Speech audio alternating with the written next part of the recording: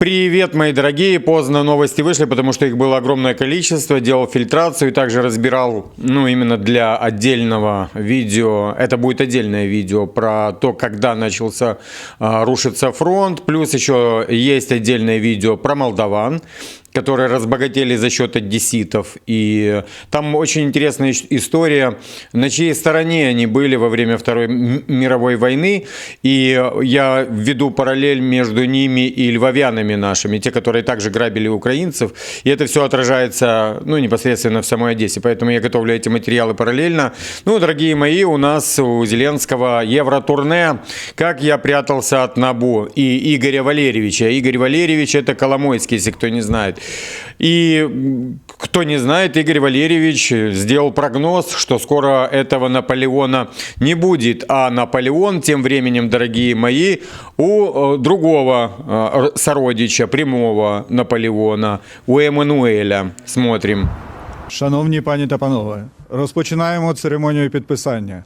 Декларацію про наміри між президентом України та президентом Французької Республіки щодо співробітництва у сфері придбання Україною оборонного обладнання. Дорогие мои, загнал Украину еще на 100 лет в долги, просто распродал, и плюс еще себе сделал такой, знаете, имитацию бурной деятельности, что он не скрывается ни от кого, а он работает. А по факту он скрывается, потому что НАБУ тоже на него что-то имеет. И там у нас секреты имен Алла Борисовна, это Ермака, да, его там Алибаба называют. Там, огромный список, дорогие мои, и потом мы узнаем, кто инициировал это все. Переходим на фронт, дорогие мои. На северском направлении российские войска продвигаются на линии Звановка-Выемка. Также продвижение россиян фиксируется через Дроновку вдоль ЖД. Идут боестолкновения за укрепрайон на восточной окраине Северска. Дорогие мои, переходим на Гуляйполе. В институте изучения войны оценили ситуацию вокруг Гуляйполя в Запорожской области. ВСВ и СW отмечают, что российские войска пытаются изолировать Гуляйполе сверху, то есть северо-востока, вероятно, чтобы захватить город с востока, как пишут аналитики. Россияне продолжают продвижение в сторону Гуляйполя и автомагистрали Т-04-01 Покровск-Гуляйполе, которая является одним из основных украинских пунктов снабжения. Недавние российские наступления привели российские войска примерно на 8 километров к северо-востоку от Гуляйполя и примерно на 4 километра к востоку от Гуляйполя, сообщают аналитики. Дорогие мои, идем дальше по новостям. Покровск почти пал. Это вот такой заголовок, дорогие мои, написала The Sunday Times. Покровск фактически пал под натиском российских войск. В то же время даже ожидаемая потеря Покровска и соседнего Мирнограда не должна стать переломным моментом в войне, отмечает издание. Это уже антикриз работает. Бои на северо-востоке Донецкой области будут продолжаться, ведь некоторые укрепления города находятся под контролем Киева, делают выводы The Sunday Times. Что могу вам сказать на данный момент по этому? В Мирнограде они не хотят сдаваться. То есть это значит, что все будут трупы, им не дадут выйти оттуда.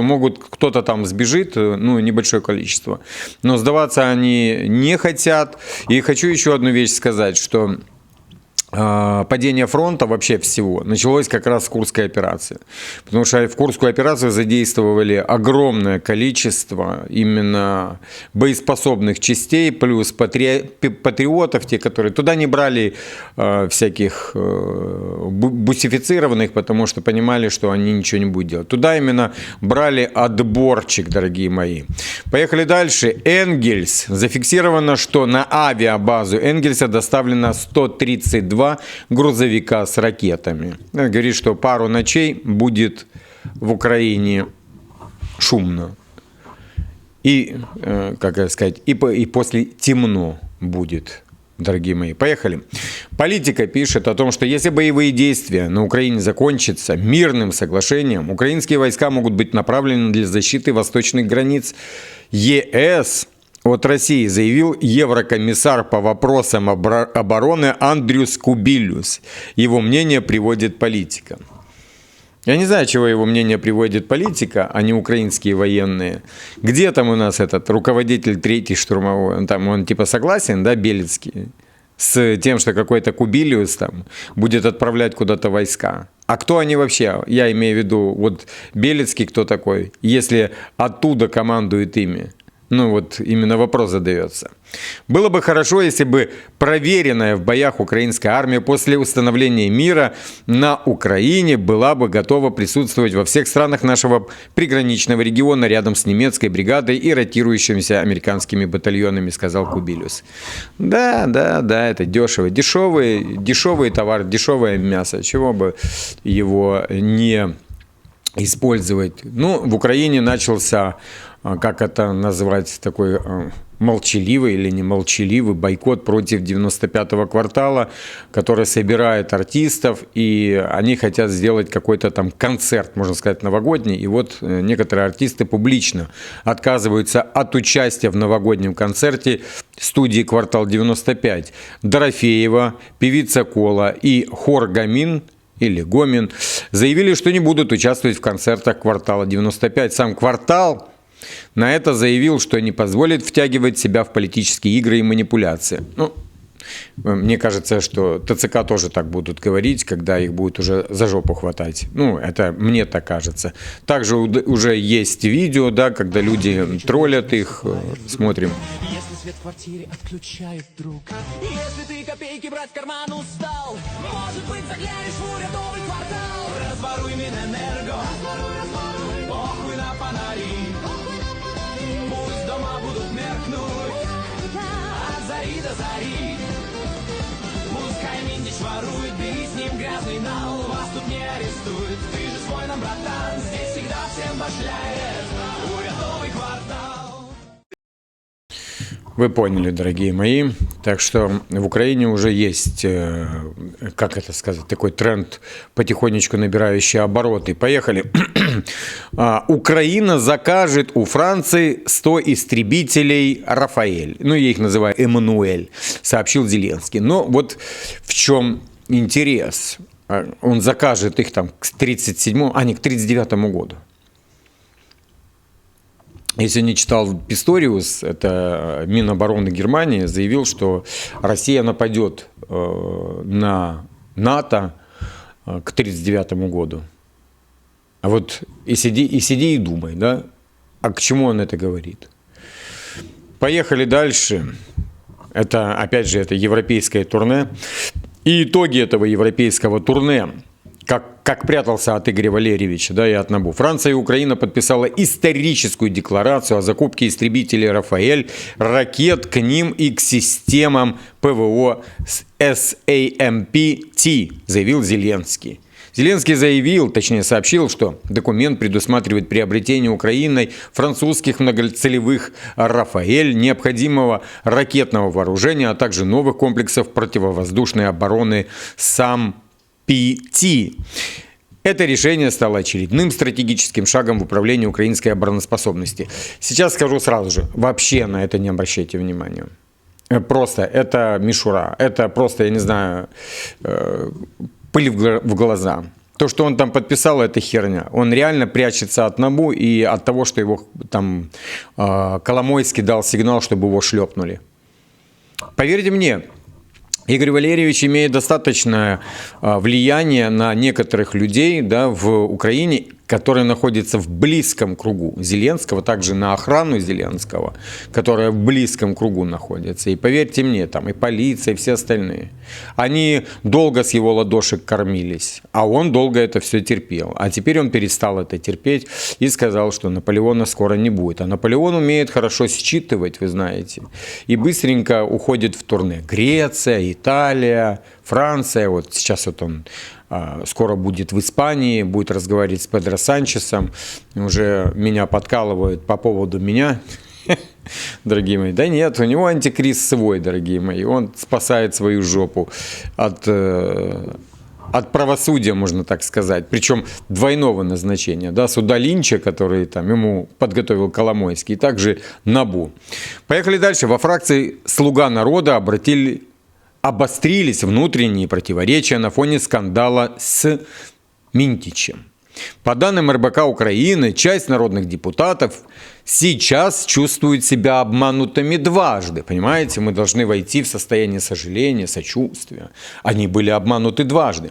Первый раз, дорогие мои, когда их убеждали поддержать законопроект об ограничении независимости НАБУ и САП, утверждая, что антикоррупционные органы не тем занимаются и чуть ли не работают в интересах России, а своей головы нет. Это у них голосование проходит через конверты, то есть им заносят конверты. Надо, и все, даже не думай. А второй раз, когда в СМИ появилась информация, что атаки на НАБУ и САП могут быть связаны с их вниманием к Мидичу и Чернышову, тогда как сверху депутатам убедительно доказывали, что это якобы фейк. Кто там проявил, как его... чувства какие-то, сожаления по отношению к ним, дорогие мои. Также к ТЦК надо проявлять вот такое тоже, да. Они будут говорить, нас обманули не дважды, а 200 раз нас обманули. Вот так вот. Там говорили, что вы делаете хорошее, благое дело, вы защищаете страну и так далее. Хотел бы я посмотреть на тех людей, как они будут смотреть на этих ТЦКшников, которые будут по одному, ни в бусах и нигде. И что будут с ними делать? И второе я хочу сказать, они будут бежать, поверьте мне. Там они наколотили столько бабла, что они будут бежать. Но хочу сказать, что Родина всегда зовет. И независимо, сколько он там будет и с каким кэшем где-то, его здесь не примут. Тут культура совсем другая, не наша. Он сам отсюда сбежит, вернется домой, и в какой-то момент его распознают, дорогие мои. Поехали, у нас уже есть суверенный искусственный интеллект. В Украине будет создан суверенный ИИ, заявил Федоров. Он также заявил, что благодаря сотрудничеству с NVIDIA Украина получит доступ к передовым мировым технологиям для построения независимой и устойчивой ИИ-инфраструктуры, ориентированной на нужды государства и оборонного секторов.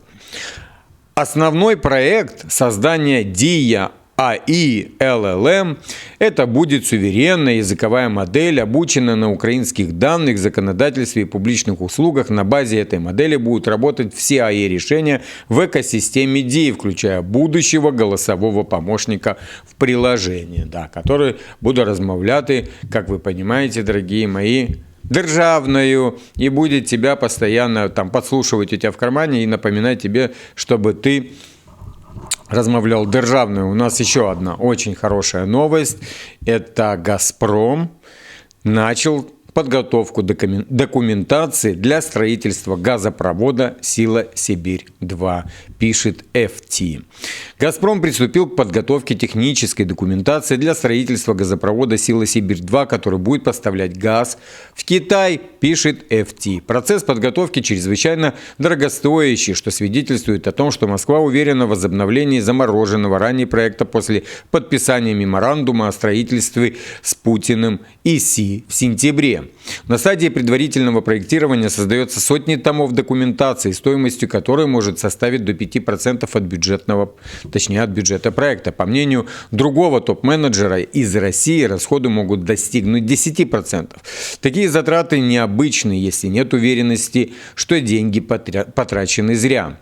Точные условия сделки между Россией и Китаем по газу пока неизвестны, однако «Газпром» для этого говорит о том, что крайне важен этот газопровод, поскольку месторождений Ямала после сокращения экспорта в Европу потеряли основной рынок. Ну, то, о чем я и говорил все время. У нас как бы Индия не партнер, да, вот Китай действительно партнер, Поэтому это очень хороший сигнал. Там есть просто «Сила Сибири» и «Сила Сибирь-2». И Китай будет делать диверсификацию полностью, то есть отключаться там от других источников газовых, также и от катаров и всех остальных, которые пляшут под дудку Трампа, которые приезжают туда, они ему самолеты дарят, потом их бьет Израиль, но им все равно они продолжают дальше плясать под дудку Трампа. У нас в Польше произошел, как обычно, какой-то там диверсия произошла, и, как обычно же, Россия виновата в этом всем.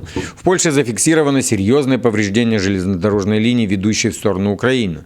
Хотя, это, знаете, у них все то, что так вот в сторону, они влюбленные.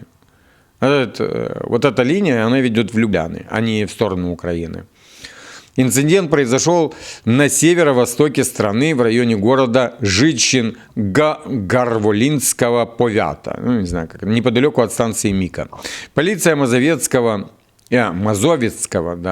воеводства подтвердила, что пострадал участок железнодорожного полотна на важной магистрали, по которой следуют как региональные поезда колеи Мазовецке, так и составы, направляющиеся в сторону Люблина, Хельма и далее на Украину. Ну, им же нужно как-то, я не знаю, подсветить, да, что это российский теракт. Там между собой гоняют, но и дальше на Украину. По предварительным данным, повреждение затронуло один из путей, в связи с чем движение временно перенаправлено на соседний маршрут.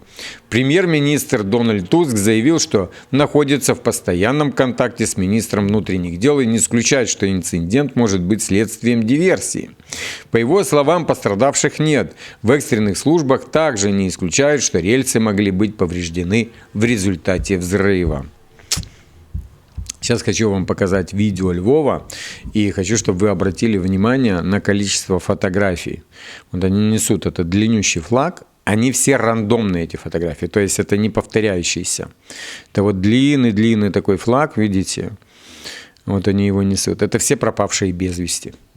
Они не влезут, как бы, это вот фотографии всех пропавших без вести. Вот сейчас будет оно приближаться, посмотрите, и увидите это. Вот смотрите. Вот эти вот лица, это люди пропали без вести, и нет вот повторов, да, вот как если, допустим, если это все клонируется, то повторов я не вижу, дорогие мои.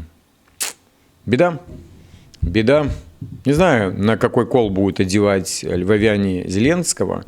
Ну, вот как я общаюсь даже с украиноязычной аудиторией, вот я вчера делал там стрим такой, знаете, спонтанный в ТикТоке, очень много украиноязычных, которые хотят расправиться с Зеленским. Очень сильно много. На удивление.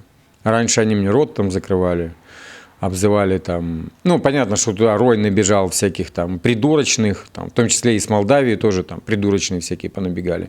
Там я, конечно, матерился, отдушина была поматериться на этих придурочных. Так что, если видите стрим в ТикТок и не любите мат, лучше не заходить.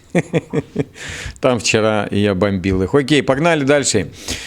Умные системы для ударных дронов. В России начался серийный выпуск новой линейки гиростабилизационных оптикоэлектронных нагрузок ГОЭ-Н-60, предназначенных для ударных беспилотников.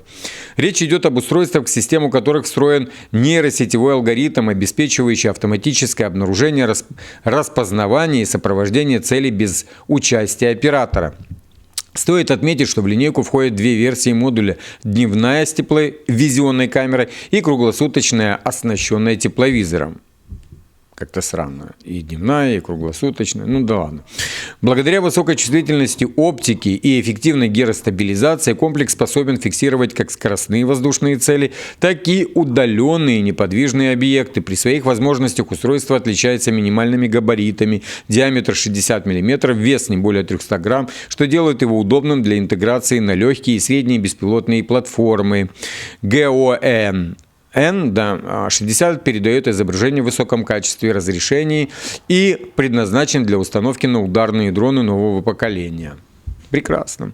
Я сегодня тоже смотрел, что уже на новые дроны ставят камеру сзади, чтобы видеть, кто там вертолет подлетает или кто-то еще сзади, потому что эти уже стреляют там с пулеметов по ним. Ну, они так облетают их сзади и стреляют по пулеметам.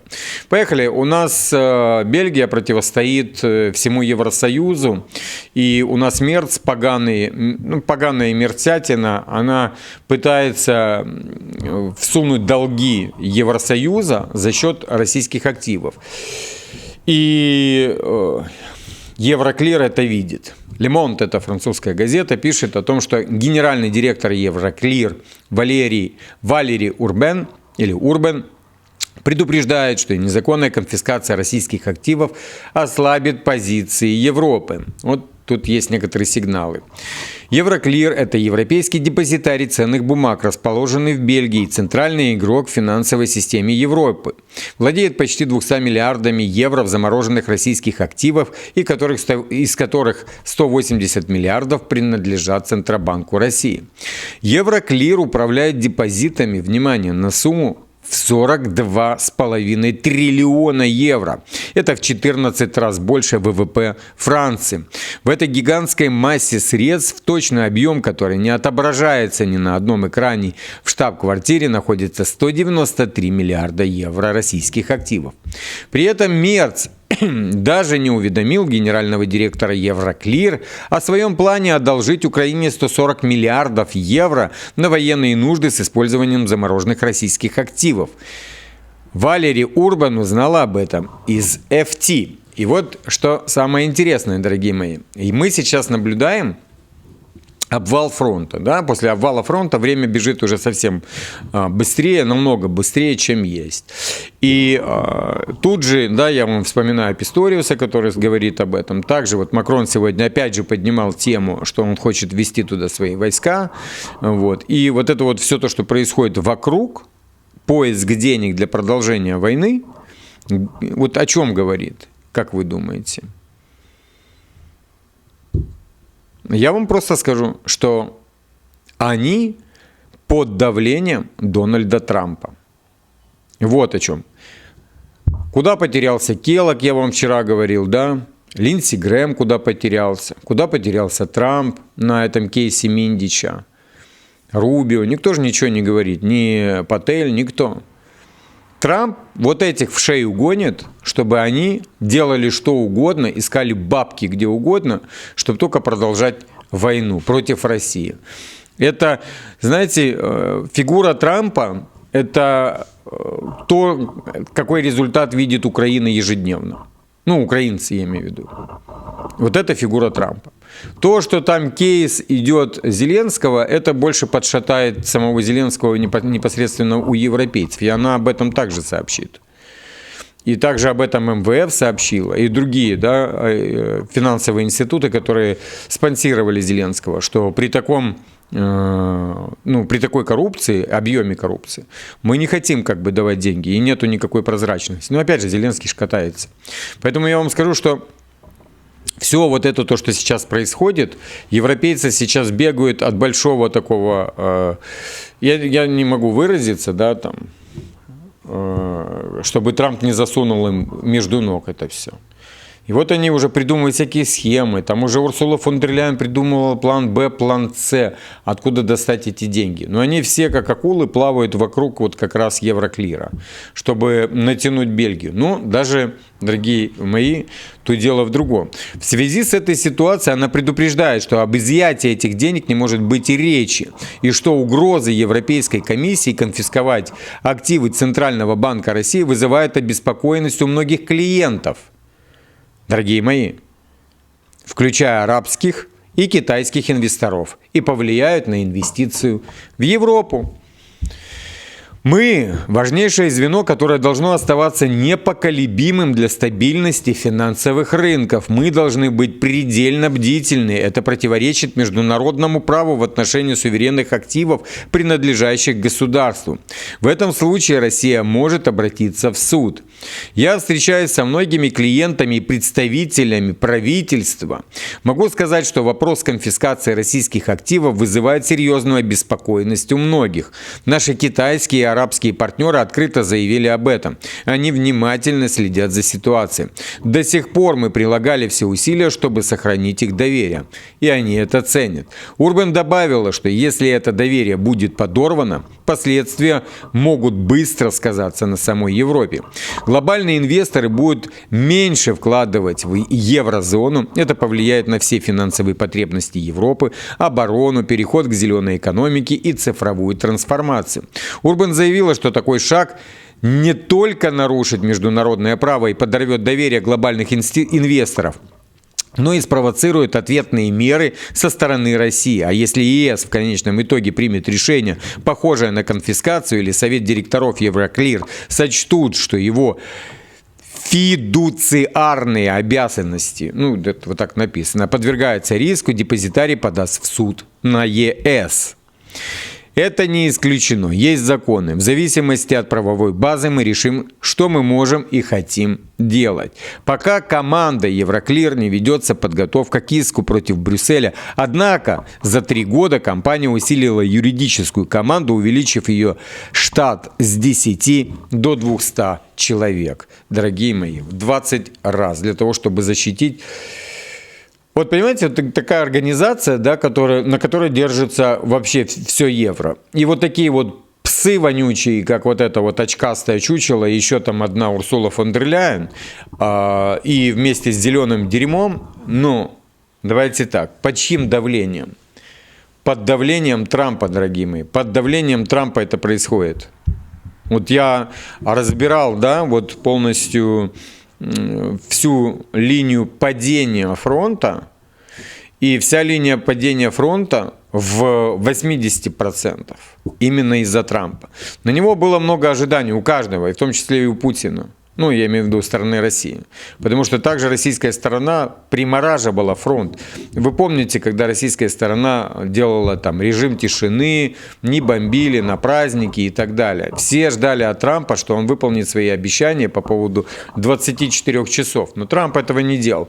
Трамп лукавил, он занимался медиаторством. Он успокаивал всех, обещая и оттягивая, давая Зеленскому больше возможностей и шансов для того, чтобы и также европейцам перегруппироваться, найти деньги и так далее. Но еще что самое интересное, что предшествовало этому. Предшествовало Зеленский и его, как вам сказать, игра ва-банк. И она сработала, эта игра ва-банк. Зеленский понимал, что он отправит туда самых лучших до выборов.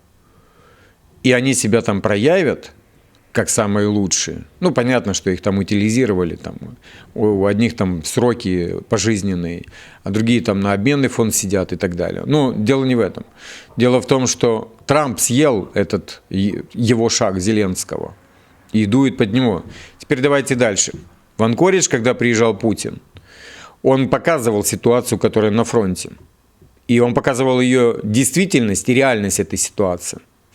Потому что украинская армия ослабла после Курской операции. Потому что, еще раз говорю, туда были отправлены все замотивированные и так далее. Да? То есть там все подготовленные бригады, плюс иностранный контингент там был. И инструктора, там много кого было. И техники там достаточно пожгли. Там жесть, что была. И вот эта вот Зеленского игра ва-банк впоследствии через год сыграла вот сейчас в Запорожское, да, направление. Второе. Когда началась у нас Покровская спецоперация, они давали сигналы, но Зеленский не любит какие-то плохие эти сообщения. И понятно, что ему там командиры заливали сказки о том, что там все хорошо, все остальное российское ПСО. Они сейчас это продолжают делать. Для чего? Для того, чтобы Зеленский подавал дальше Трампу эту информацию, что все хорошо. Потому что после Курской Путин рассказал, какое состояние украинских войск, ну, на данный момент. Трамп ему поверил, потом приехал Зеленский вместе с бритами, со всей этой коалицией. Это я вам просто рассказываю, маленький такой отрывочек. Приезжают туда и убеждают Трампа, что это все фигня. Путин говорил, что когда страна входит в глухую оборону, это значит, что у этой страны нет шансов дальше. И они их проломят, в любом случае проломят. Ну, уже проломили, можно так сказать. Это на тот момент в Анкоридже. Трамп был под впечатлением, вы помните, и вроде как согласился пойти на те условия, которые предлагала Россия. Но при приезде Зеленского они привезли свою карту, они убедили Трампа, что они будут бить дальнобойным оружием, да, по НПЗ и все остальное. Российская экономика упадет. Мы слышим заявления от тех же FT, от экономистов и других, что в России все плохо, они воду из лужи пьют, и, вы поняли, едят друг друга и так далее. Бензина у них нет, они, я не знаю, на чем они ездят, на каком горючем, они, как говорится, на молитвах живут, и вот что они начали писать, для того, чтобы Трамп это читал и понимал, что, это все делается правильно. А во время этого, параллельно этому всему, мы слышим сигналы от Кремля, который говорит о том, что, я имею в виду Песков, я имею в виду и Лавров и другие, Ушаков, они все говорили, что те удары, которые делает Зеленский по НПЗ, никак не влияют на фронт. А теперь расскажу вам еще одну интересную вещь. Те удары, которые были по НПЗ, Зеленский насчитал, что они 20% отбили у России. Ну, всей нефтянки. А как оказалось, нифига, 6% всего. Ну, теперь я вам объясню почему. После введения санкций у России... Понятно, что мощности освободились. Не то, что освободились, они просто перестали работать из-за того, что санкции. И эти мощности просто стояли. И когда Зеленский начал бить по тем мощностям, которые действующие, и уничтожать их, то все перекидывалось на те мощности, которые стояли из-за санкций. То есть они не были под санкциями, эти мощности. Эти мощности просто не работали, потому что санкции и нефть не так покупали, как вы понимаете. И они их подключили. И получается, что плюс на минус дало плюс. То есть получается у нас, что из 20% они всего лишь выбили 6%. Ну, из суммарно, то есть если взять из 100%, как они заявляли по 20%, реальных они выбили 6% только из-за того, что подключили те мощности, которые не использовались из-за санкций. И здесь Зеленский обосрался, понимаете? И параллельно с этим идет Покровская операция, ну, в Покровской агломерации. Они начали их сверху зажимать в котел, зажимают их в клещах. Сейчас, да, там в Мирнограде попа, полная попа. И в двух направлениях. Это и Купинское направление, это и Покровское направление. А каким образом? Вот каким образом они это делают? Ну, я имею в виду россияне. Да потому что у них фронт у Украины растянут благодаря Курской спецоперации. Понимаете? То есть те бригады, которые были бы нужны для того, чтобы составить плотность между собой, похоронены там в Курской области, вместе с техникой похоронены. И получается, что между бригадой и другой укрепрайонами большое расстояние, там до 10 километров это расстояние. И россияне предпринимают инфильтрацию. Они заходят малыми группами в ночь, или там в дождь, или в туман, проходят туда и начинают там делать маленькие какие-то укрепы. Свои какие-то стихийные, можно так сказать. А после этого начинают атаковать, да, то есть там с тыла и откуда угодно. И вот когда их там появилось достаточно много, уже украинцы, ну, украинские, я имею в виду, рты, которые на фронт, там, Мучной и все остальные, их сейчас уже Банковая заглушила, они уже там рассказывают мантру о том, что все хорошо, ничего там не пало. Они начали звенеть в колокол во всей медиа, ну это там через телеграм-каналы и все остальное, но их Зеленский просто слышать не хотел, потому что ему не нужна такая статистика, которая, не дай бог, бы попала Трампу. А Трамп бы уже на это реагировал совсем по-другому, потому что Зеленский вместе с европейцами дал ему обещание. И что получается, когда Россия реально уже провернула вот эту схему по окружению Покровска, и когда уже врать не было смысла, тогда Сырский берет, стягивает с запорожского направления, с херсонского направления, с сумского и с харьковского направления всех туда. И у нас огромная дыра на запорожском направлении, где уже по мнению Рёбки, Россия каждый день захватывает территорию с размером в Берлин, дорогие мои. И за 6 дней Россия захватила 6 населенных пунктов. Вот, а вам я веду к Трампу, не к Зеленке. Зеленка, он будет всегда играть там в какие-то игры, я имею в виду, как вы поняли, в Ва-банке и так далее. Окей, у нас там «Еду додому» называется. Министр внутренних дел Великобритании Шабана Махмуд заявила, что украинцы, находящиеся в стране по специальной визовой программе, могут быть возвращены на родину. Она подчеркнула, что с самого начала эта схема рассматривалась как временное решение, отличающееся от классического статуса беженца. Великобритания, по ее словам, выполнит свои обязательства в рамках действующего механизма. Однако этот формат не предусматривает автоматического получения права на постоянное проживание. Я иду до дому. Вот что ждет украинцев в ближайшее время. Потому что европейцы думали, что это произойдет намного быстрее. Что это за 2 года произойдет. Посмотрим, 26-й год у нас на носу, и МВФ делает прогнозы, что в 26-м году остановится война, а также Урсула фон дер Ляйен. На самом деле нет. Она может завершиться раньше, либо, если она не завершится раньше, если сейчас они все-таки каким-то образом удержат фронт, а Зеленский удержит под собой кресло, и его не грохнет Коломойский, тогда война пройдет аж до 27 года. Но у них нету денег, а Трамп их бьет ногой. Ищите бабки. И все, ищите, где угодно. Ну, Евроклир не хочет давать деньги, а Трампу пофиг. Трамп рассказывает, что он российские суверенные активы на 5 миллиардов заберет, которые лежат в Америке, ему уже Сенат дает такое добро. Ну, пострадают активы, которые находятся в России. Путин сказал, что за 24 часа или за 12 часов они быстренько национализируют их, если кто-то, не дай бог, дотронется до этих активов, дорогие мои. Окей, подписываемся, кто не подписан. И, как обычно, я вас всех обнял.